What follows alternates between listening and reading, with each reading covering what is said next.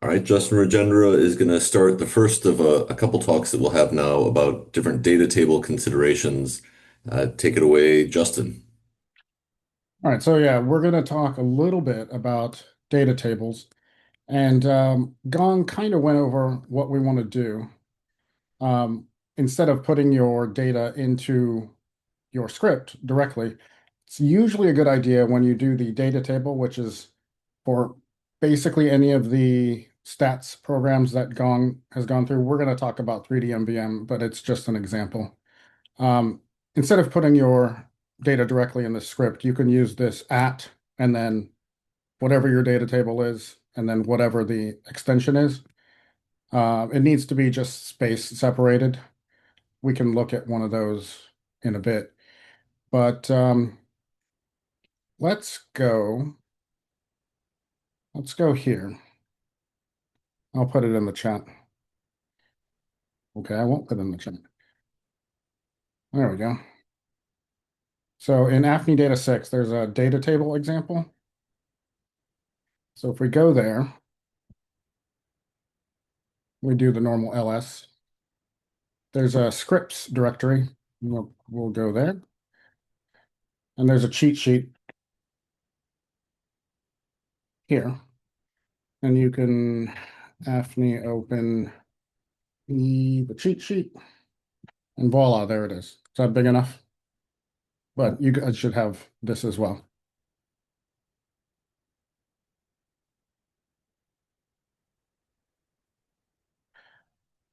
So let's take a look at what our data table will look like. So in modern days, we have these spreadsheets, Excel. I'm using LibreOffice, and it's pretty easy to use these as that at whatever the file is. So I've got within long data table TSV tab separated values can be a CSV, but not really. You can't have commas. So white space only. Um, so it's easy to have, let's say I've got 20 subjects here. It's easy to check this for errors. So if I'm, say, missing that, it's easy to see that there. So under consented, the second one, great. So I'm missing that. That's going to cause an error for me when I run it in one of the stats programs. Other things that are easy to check when you have 20 entries here. The first subject, 44, has 3 entries, but the next subject has 2 entries, which may or may not be a problem depending on what you're doing, but it will change your interpretation. But what happens when you have, let's say, 1,000 rows? That's where it gets a little hard to find errors. So we put in a couple checks to do this, error checking for you. So all of these are programs that Gong has written for the group level stats. They now have checks to see if these are just a few of the checks for the data table itself. Does the file exist? Is it readable? Is it regular and rectangular, meaning there's a value in every place that there should be? Format valid, duplicate files. Um, and then again, I talked about the number of subjects having the same number of input files, which will give you a warning, but it's not an error. It'll also check your imaging data that is in the referenced in the data table. So it'll go through every single input file, make sure that they're there and they exist and they have only one volume, same grid, a whole bunch of different things. All this info you can check also with 3D info. But again, if you have thousands of these, um, you can write a script to spell this info out, or you can just let us do it for you. So that said, let's go back to that scripts directory and we'll look at that cheat sheet. We're just going to run a couple examples here, so this will be pretty quick. Um, let's take a look at all of these things in the cheat sheet will run directly from the scripts folder. So you can just copy and paste them in there. So this is a good one. Everything seems to be there. So we'll assume that that's fine. So let's run this good example here. Go back to my terminal. We're just going to paste that in. And this should run 3D MVM very quickly, which it did. And if we scroll back up, we can see that there are some checks at the very top. And so it'll tell you what it's checking. It's going to tell you regular and rectangular, 120 observations. It'll tell you how many rows and columns, and it'll give you some summary of your data. So number of subjects, um, subject is always the first column variable, and input file always has to be the last one with some caveats to the name input file. And you'll get some summary statistics depending on what kind of data it is. So if it's a quantitative variable continuous, it'll give you a min and max. It'll give you counts for categorical variables. It'll also say, hey, there's only two numbers here, but it's technically quantitative, but it may be a categorical one. So this is something that you may want to think about if you're using this variable in 3D MVM. You want to tell it that it's quantitative or categorical, depending on which one you want. So that's all well and good, but I don't like to have to scroll all the way to the top. Especially this is only 5 slices, so great. So we can, all this information is also saved in a log, which is named for your prefix with the underscore log dot text. So I'm just going to cat that to the screen. And you could open this in a text editor with AFNI open. But this is going to give you the same information, just all at once. So you don't have to scroll through all of the progress from 3D MVM or 3D LME or any of those programs. So all the same stuff. Well, great. That works. What happens when it breaks?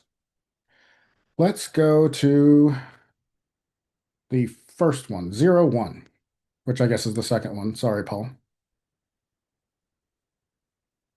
So we're going to copy that, paste it in here to run.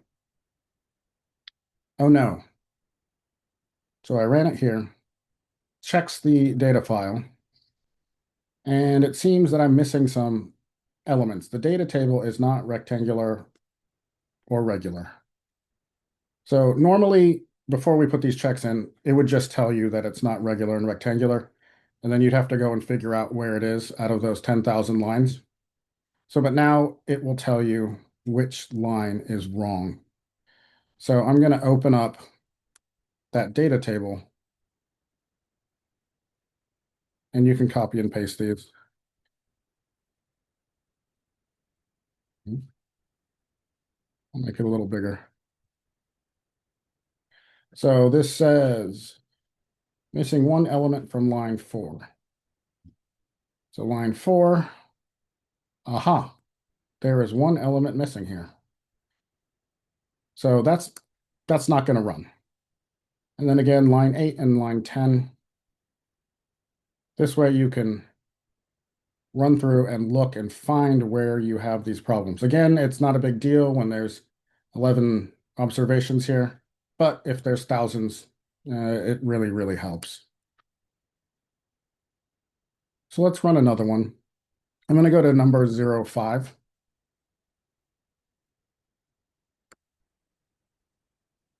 And again, these scripts are just simple 3D MVM scripts. We can look at them if you like, but there's not really much to them. So this one has no problem with the data table itself, but then it runs checks on the images, the data sets that you have listed in your data table. So here it checks, and for every one of these programs, you need to select only one volume as your input file. So this is spitting out an error and it's going to stop you. So this is saying some of these data sets have well, I've named them multi-vol, so that makes it pretty easy. Um, and it also says data sets are not on the same grid. So it checks the first input file, and then it'll tell you which files are on a different grid. So let's take a look. We can do a quick 3D info on this. So that's the first one. And sure enough, there's two bricks. And we didn't say which one we wanted in that data table, which we could look at. But you can just believe me. So we'd have to put a sub-brick selector in there or a label selector in order for this to work. So that would get rid of that error. And again, all that information is in that log file, which shows up in the folder that you selected for your results and with the name of your prefix and an underscore log.txt. Let's do one more. So this one, it's not going to give you an error. So this is number 08. Again, just running 3D MVM. So this is going to run, and yay, we have an output. So say that this was, instead of 5 slices, like 100 slices, or let's say 60. Um, so you'd have to scroll way up. You still have to scroll way up to find this information. So let's look at our log. And I want to look at it in a text editor.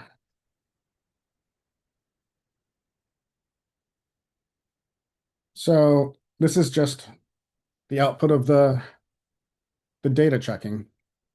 So it's finding that the table's correct, but it is giving you a warning, not an error. It's not going to stop you for this. So it's telling us that the subject does not have the same number of input files. So it does basically it does a mode, and it says most people have 2 input files, but these subjects have a differing number. Now that may be something that you want. It may be an error that you don't want. So that's on you to figure out um, what you want to do. Again, it's all up to interpretation. But for me, for what I normally do statistics wise, this would be an error and a problem. Let's see. That's about it. These checks happen automatically in the background. Um, and this is why we like to put the data table with the at and a file. Because if you do this with your data table in the command itself on the terminal, these checks won't happen. So it's a good idea to use a data table anyway, so you have it and you know where it is, and if you need to change something, you can run it pretty easily.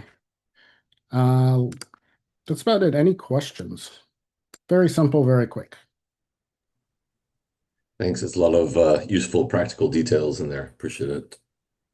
Any questions that we can see in the chat?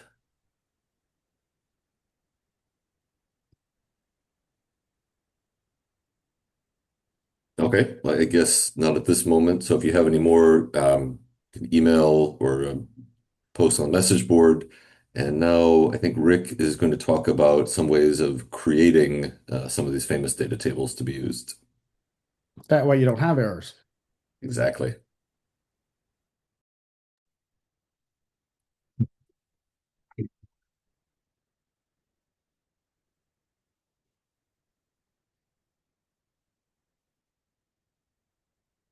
Okay, so for this stuff that similar to Justin's, I'm just going to give a light chat about some things, and this is data that you do not have, so it's just I'll just present stuff a bit. So the first thing I'm going to talk about is generating these data tables automatically. So suppose we have Rick, sorry, Uh, I just wonder with your microphone, I'm just going to pause the recording for a sec. okay, so generating, now I hear it too. Okay,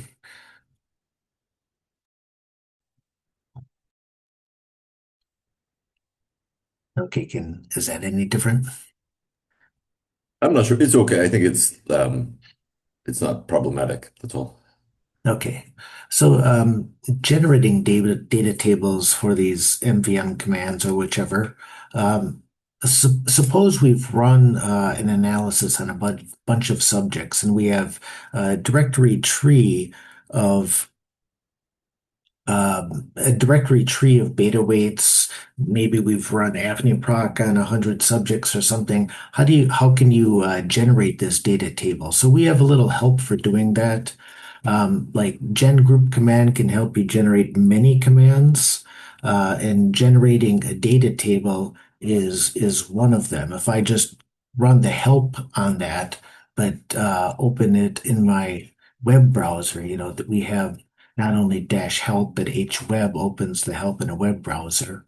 You can see we have a few commands here, and one of them is data table creation.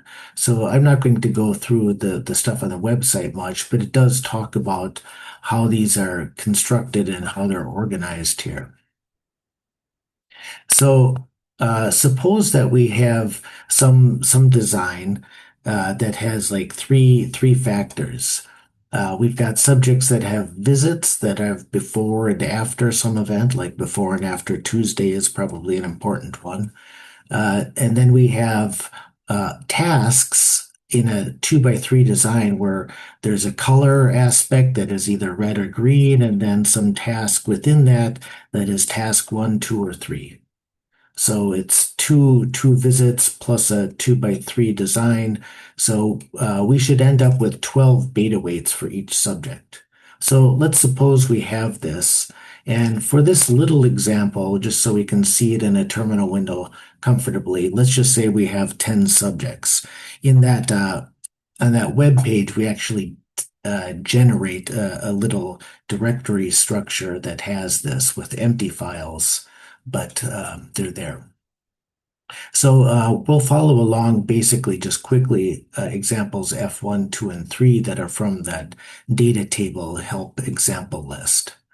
So first of all, for example F1, I'm just going to show you, we have this, again, we have 10 subjects and a 2 by 3 design. You can, just for a quick overview of what that looks like on the web page, we have the primary factor list is the before and after, then red, green, and then task 1, 2. So you have to think of your factor list. We have basically, in this example, this is the case where we have 10 subjects and 10 data sets. Each data set in this example then has 12 volumes. So each subject has these 12 conditions as single volumes within their data sets. So in my terminal window, I have an example of that in the data table directory here. Again, you do not have this. But if we do ls on all results and look at the sub-star data sets, we have our 10 subjects here. You can see they're all empty. We just generated empty files. We don't care for this part. But anyway, suppose we have our 10 subjects and each one has 12 volumes. So back to our spreadsheet, the 12 volumes need to be ordered. A little comment, they need to be ordered as you specify these factor lists. So if visit is your first factor, that's going to be like the most significant, and then a factor list. Then the factor of color will between red and green is less, and then the task will change the most rapidly. So that's how you're organizing the factors here. So when we run example 1, we'll generate a group command with command data table. We don't want to write a 3D t-test plus command. We want a data table. And we'll give it our 10 subject data sets, and then we have to tell it the subbrick organization. So we give it those three factor lists, the visit, the color, and the task in our 2 by 2 by 3 setup here. And then we have to tell it what are the beta weights that we want to extract from those data sets. So basically, you are giving those same 2 by 2 by 3 organization of beta weights where the visit is the most significant column, then color, and then task. So the first row here, you can see it's before and it's red, that's the BR, and then task 1, 2, 3. And then the second row is before and then green in task 1, 2, 3, and then after the same 6 in the after case. So the sorting order of these matches what we want. And so these will actually be subbrick selectors. And that's it. So it's going to look for these data sets, and then within those data sets, it'll grab these subbrick indices, and then it will label everything based on these factor lists. So let me just run this command in the terminal window here. And there we go. So we have here's the actual command. And remember, there are 10 subjects here with 12 conditions. So we should see 120 lines plus the header line. So we've got our subject, the visit, the color, and the task. And then you can see, like, for example, subject 44 is all befores and then after. And then within that, the color is red, green, and then task changes rapidly. And then it's got our input data set and then the varying labels that correspond with the conditions involved. So before green T1, BG, and T1. So that's why you have to get the ordering right. But if you check this for one subject, then you can be pretty confident that your other subjects are good. So that's one example. So that's the case. That's a case where you have all of your beta weights in a single volume. Another example is if you have F2 is alternatively you have 12 directories, one for each beta weight, one for each condition. And then within those directories, you've got all your subjects. So in this example, it's 10 volumes inside each. So for example, we have a bunch of data.something directories in this here, and I'll just run the tree command on it so we can look at that. And I'll just pipe that through less. So we see we have data AG T1, so that's after green and T1. This tree is sorted alphabetically. Of course, LS does that, but we'll still organize the data table as we specify. So we've got for each condition, we have our 10 subjects. And these, again, are single volumes instead of 12 in each data set. We've got one condition directory with 10 subject volumes in it. And then we've got 12 such directories. So that's our tree. So it's basically the same thing as before, except we have different directories, single betas in each file. So if I leap back to the help on this. So it's got that organization specified here. So it's gen goop command dash command data table, and it's still got the three factors. So that part of the command is basically the same as up here, except the difference is now the D sets. Here we have, on the previous example, we had 10 data sets, one per subject. Down here, we've got all these data sets, all these D sets options listed here. In this case, it'll be one per factor. And then within that, each one is going to have 10 subjects. So, and if I just run this, it'll be a similar command. There we go. And it's basically the same data table as before. The organization still subject 44 stuff. All this is the same, except now these are different data sets. for each line of input. Instead of using subbrick selectors, now everything's a single volume. And note that if you wanted to, you could add a write. I don't even remember what the option is off the top of my head. Write what? Write script. Write script and then give it a file name f.xls, and now you've got a f.xls file that you can give to 3D MVM with that at stuff Justin was just showing you. Or you can redirect it, whichever. You can either use write script or redirect. I'm just dumping stuff on the terminal to see, but of course you can save them in files. The third example is the same as example 2, where we have those 12 directories, but now we've got subject attributes. So if we look at this subject attribute file, we have subjects, just one line per subject. This is static information per subject. Each subject has a group and then some values. So maybe their age or their sex or whatever have you. These are just things you might want to include in your analysis. So maybe there are only two groups normally, or whatever you have. You can put whatever you want. But the basic point is this is just static information, essentially, that we want to include in our data table as it is. So then you can just add that option to the command. That's example 3. It's the same command, but you add a TSV file, which is specified right here. So running this command, and I guess I'll cheat and pipe it through less, just so you see it from the top. Oh, and now we're running out of space. There we go. So this is the exact same table as before, except now you've got these group and val A and val B columns. Okay, so that's it for this example. This is just, ways to generate the data tables from your directory structures. And basically using wildcards and having gen group command generate this for you. Okay, so moving on to bigger and better things, or other things at least.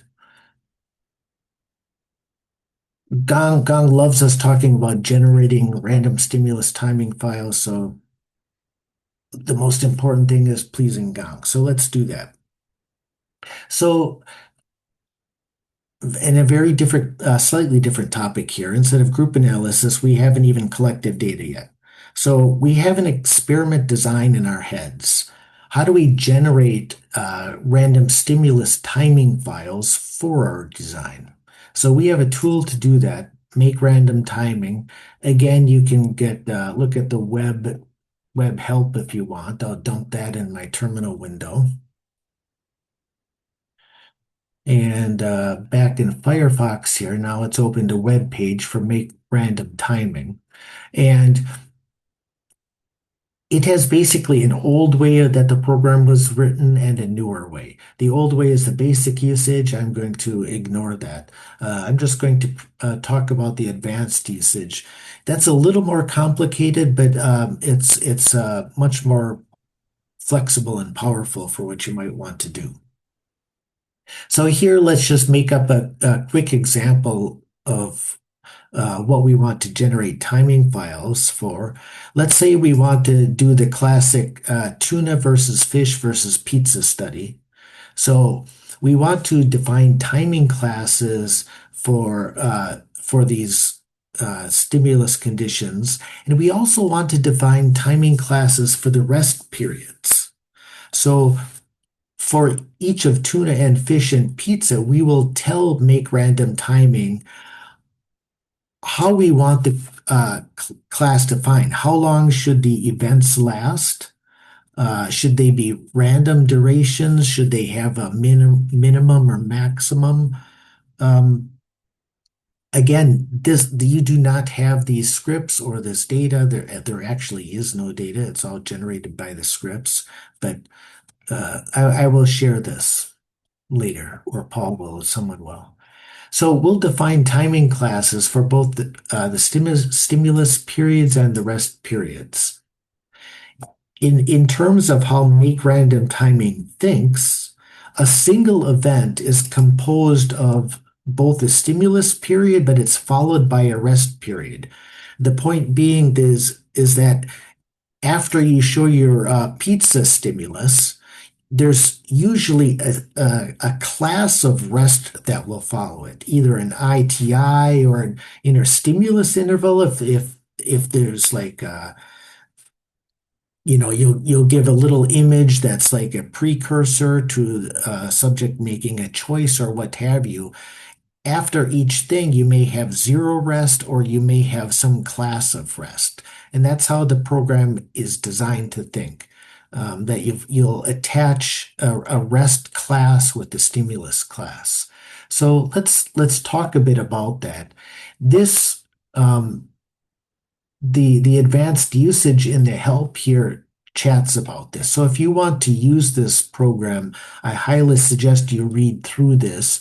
It tells you when you're specifying a timing class, you can provide things like a minimum, a mean, a max for the duration of the class. You can also specify a distribution type, which could be like a decay function, exponential decay function, or a uniform uh, distribution randomly or on a grid, or maybe a fixed duration or instantaneous if the duration is zero. So all these things will apply. You can also specify the time granularity. Like I want all of my times, regardless of what they are, to be multiples of 0.25 seconds. So that's just the way we want our numbers to land. So we can specify that. The default is actually to use 0.01 seconds. And a basis function, if you're dealing with the duration, this is kind of thinking in terms of like a duration modulation type of thing, but you can specify a basis function here. In this file that I will send out later, we mentioned the timing class attributes that I just talked about. The default basis function will be DMU block, and you might see AFNI documentation section 9.5 that's in our table of contents. We can go to section 9.5, for example, and this talks about duration modulation and it talks about the curves and things like that. So now let me actually demonstrate a little bit. So that's how the program is set up, and I'm going to leap over to a directory where I run things. And just to show you what's here, I do ls and I see absolutely nothing. So perfect, I'm ready to go. So we want to create files. We want to create stimulus timing files for our task that match our experiment design. And we might be planning on having 100 subjects. We might generate 100,000 sets of random timing files and then try to rank them in some order. So, but to create each set, this is an example of how you might do that. So we'll run make random timing, and of course we have to tell it everything that it might need to know to generate these files. Like we want to have 2 runs. Each run is 435 seconds. I want to have 10 seconds before any possible stimulus event, probably for pre-steady state time, maybe just to have a little extra time, whatever. So we'll have 10 seconds before any event. And I want to have, I don't want, I want to have 5 seconds of rest at the end of the run, meaning I don't want any event happening right near the end of the run. Because if I stimulate the subject and there's zero, there's 1 second left, there's not going to be any bold response from that last event that's going to affect the regression. Ran post stim rest just means it kind of goes along with this. I want to have an event. In this case, I don't want any rest after my final event. That's what this is saying. So it will actually put an event 5 seconds before the end of the run, and that will be your last event. It'll be generated randomly, but that way you don't have 5 plus some random amount of time at the end of your run without any events. Okay, so that's kind of the structure of the runs. So what do we have for our actual stimulus classes now? So let me note again, we have three conditions: rest, tuna, and fish. I'm sorry, tuna, fish, and pizza. But these are our tasks. Our tasks consist of a stimulus period, and they are separated from other tasks by some sort of rest period. So in this example, we define timing classes that you could even do a one per condition. How are my tuna events specified with time? So the stimulus period, tuna consists of stimulus A timing and rest timing. The stim A timing here says that's the minimum, the mean, and the max. The help shows all this. So I want the minimum duration to be half a second. I want the average to be 1 second, and the maximum duration to be 1.5 seconds. So it's going to randomly come up with durations for those events with these attributes. The average should be 1 second, and it'll be in this range. Those tuna events, the stimuli, will be always followed by these rest timing classes. And the rest timing class has this distribution. It's between 1 and 5 seconds with an average of 3. If it's between 1 and 7 seconds with an average of 3, where 3 is not in the middle, you couldn't do it on a uniform grid. That would have to be a decay type of grid. But anyway, you can specify the minimum, the mean, and the max. And the mean really defines how much time everything is expected to take. So, so the tunas will use the stim A class, and the fish and the pizzas use stim B class. Those last longer. The fish condition and the pizza condition are between 1 and 3 seconds with an average of 2. The tuna stimulus condition was only 0.5 to 1.5 with an average of 1. So you just decide on how long you want these things, you want them to last, and how you want them to be separated from other stimulus conditions, what sort of rest. Or possibly it's instantaneous and there's no rest at all between two types of conditions.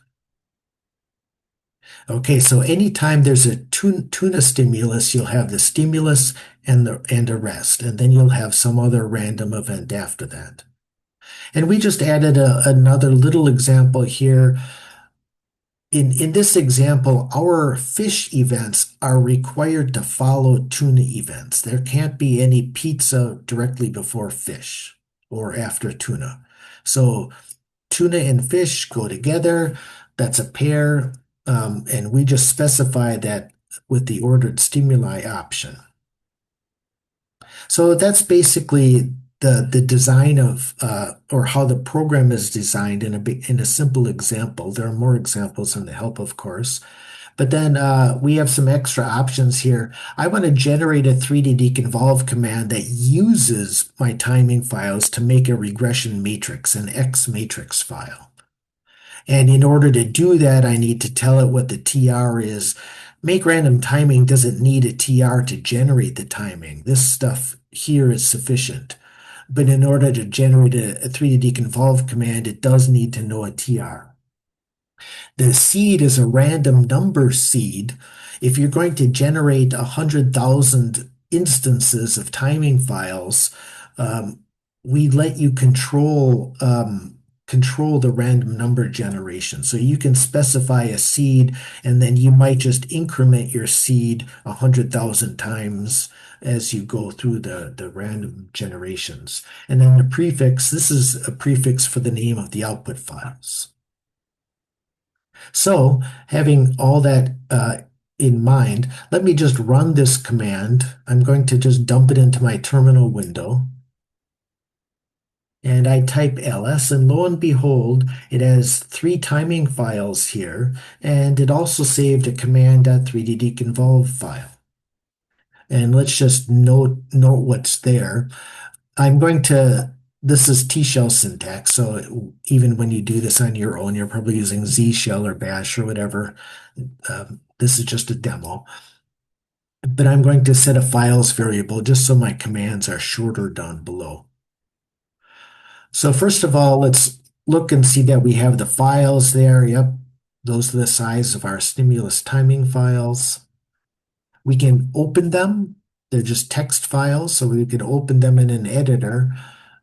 So here we have tuna, fish, and pizza, and you can see there are 2 runs, right? In our make random timing file, we have timing command. We have 2 runs with the duration of 435 seconds. So the onset times here from 10 seconds to 428, they should be in that range. In fact, we said nothing should happen before time t equals 10.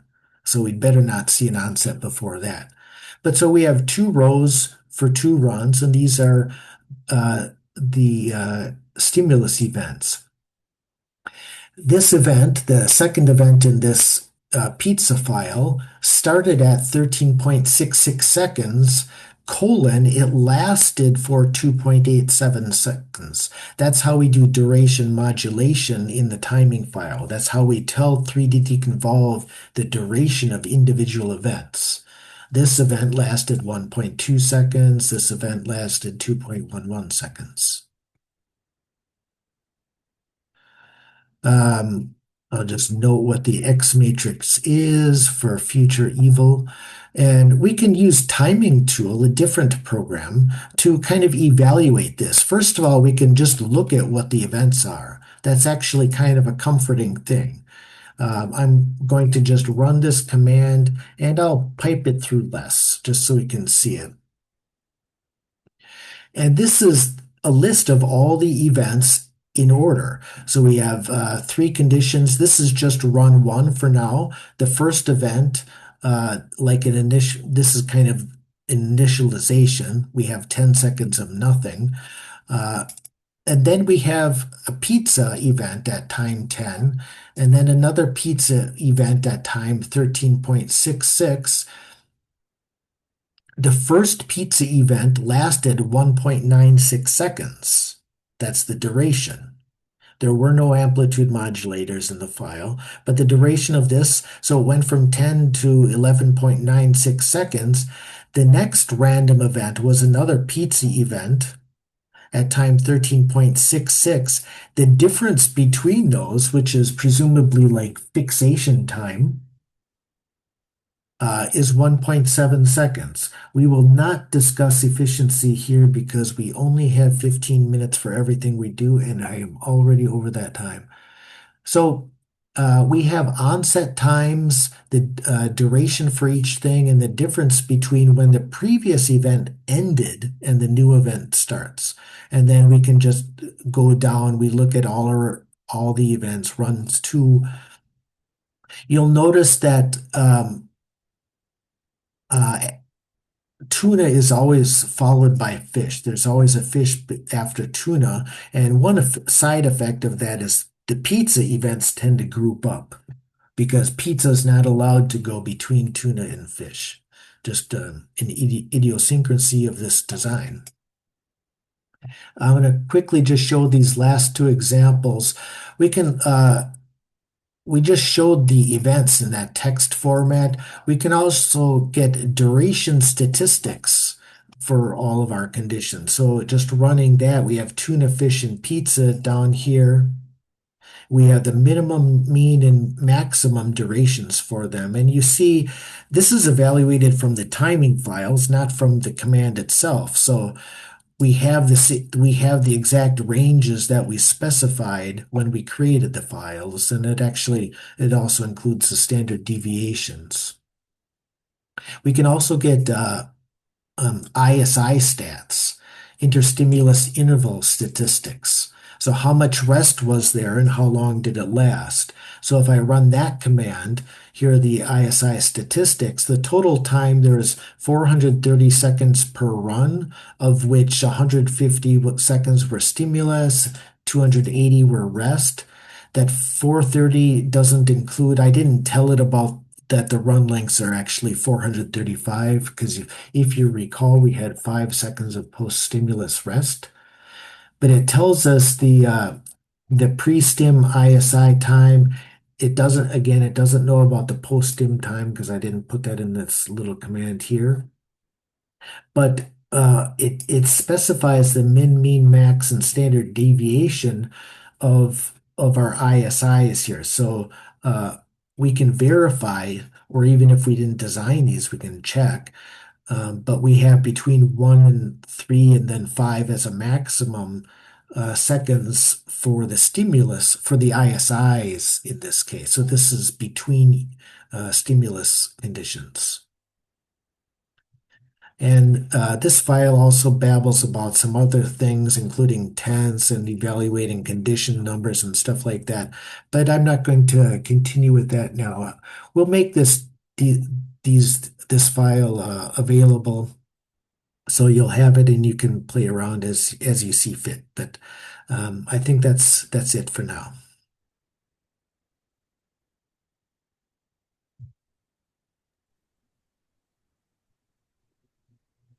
Right, great. Thank you. Another set of really practical things. And should we take questions on this, or are there any quick ones in the chat?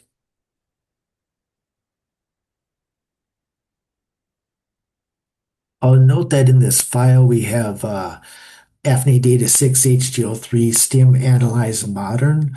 That's what Gong is referring to about evaluating efficiency for your experimental design. So you can you can ask us questions about using that, but STIM Analyze Modern is a script that you can use to like run your make random timing 100,000 times, for example.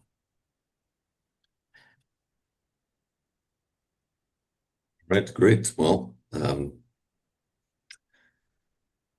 perfect. Well, then let's take a break for 10 minutes until 2:30 DC time. I'll pause the recording.